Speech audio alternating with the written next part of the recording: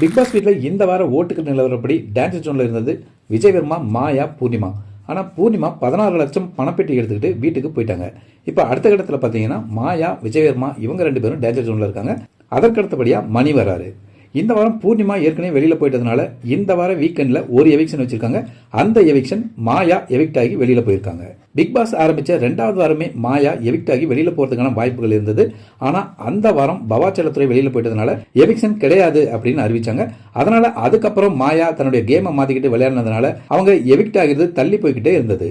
கடந்த சில வாரங்களா தன்னுடைய கேமை மாத்திக்கிட்டு விளையாடின மாயா தன் மேல இருந்த எதிர்ப்பை குறைக்கிறதுக்கு முயற்சி பண்ணாங்க.